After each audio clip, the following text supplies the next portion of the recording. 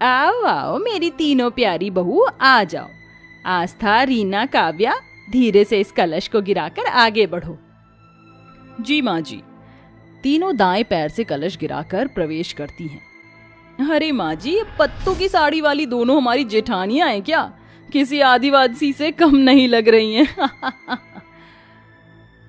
मुझे तो लग रहा था कि किसी जंगल से भाग कर आई हैं। और हम तो दहेज में AC, cooler, sofa set, microwave लाए हैं। ये गरीब बहू तो कुछ नहीं लाई माँ जी। लहंगा भी अच्छा है, प्योर ओरिजिनल फ्लावर से जो बना है। हाँ दीदी, वही तो, ये गरीब है ना, मेरे बेटे को अपने प्यार के जाल में फंसा लिया, इसलिए दहेज लेकर नहीं आई, वरना मैं तो निकलवा लेती। माँ, अपने समाज के लिए हमारी दोबारा शादी कर दी है तो गृह प्रवेश भी कर दीजिए। इन गरीबों का मैं गृह प्रवेश करूं? बिल्कुल नहीं। माँ जी, आशीर्वाद ही दे दीजिए। तभी वो अपनी दोनों बहू को आशीर्वाद देकर अपनी तीनों बहुओं को लेकर चली जाती है। अगले दिन दोनों बहू जल्दी उठकर घर की सारी जिम्मेदारी संभाल लेती हैं। वहीं तीनों काली बहू घोड़े बेचकर सोती हैं और काम में मदद भी नहीं करवाती हैं। आस्था, काव्या, मैंने और रानी ने खाना बना दिया है, तुम जरा टेबल पर ये खाना लगा दो। ओ हेलो जेठानी जी, हम यहाँ पर आपके इशारों पर नाचने नहीं आए हैं। इतना सारा दहेज दिया है, एक काम को हाथ नहीं लगाएंगे। सुन रही है ना माँ जी आप? हाँ मेरी बहू तो बिल्कुल ठीक कह रही है, इसलिए घर का सारा काम तुम दोनों ही करोगी। बस रीना, आस्था, काव्या, तुम आराम से खाने के लिए बैठ जाओ।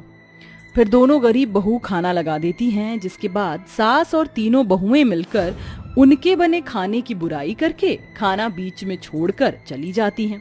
वक्त गुजरता है, घर का सारा काम दोनों गरीब बहुएं ही करती हैं। बार बार अंजना उन्हें गरीबी और दहेज के ताने देती है, वहीं तीनों काली बहू को अपने सर पर चढ़ा कर रखती है, घर का कोई काम नहीं करने देती है। ऐसे ही एक दिन, अरे रानी दीदी, ये आप कैसा पोछा लगा रही हैं? इतना गंदा, दोबारा से साफ करिए। अगर मैं यहाँ से फिसल जाती तो आपको छोड़ती नहीं। ठीक है, अच्छा हुआ तूने कह दिया, वरना मैं इसे चमक देती। माँ जी, ये जगह साफ थी, फिर भी मैं दोबारा कर रही हूँ। आखिर आप हमारे दहेज न देने से इतना मनमुटाव मन में लेकर क्यों बैठी हैं? क्यों आप हमें अभी तक नहीं अपना पा रही हैं? जो करना है कर लो, मैं तुम्हारे साथ ऐसा ही व्यवहार रखूंगी। अपनी बहू को सुनाकर अंजना फिर चली जाती है। एक शाम सभी को पड़ोसन की पार्टी में जाना था, फिर तीनों बहू बहुत ज्यादा मेकअप करके तैयार हो जाती हैं। अरे वाह, आज मेरी तीनों बहुएं इतनी अच्छी लग रही कि क्या बताऊं। तुमने तो इन दोनों को भी फेल कर दिया है ना माँ जी? हम तीनों गोरे लग रहे ना, आखिर इतना अच्छा मेकअप जो किया है। अब चलिए।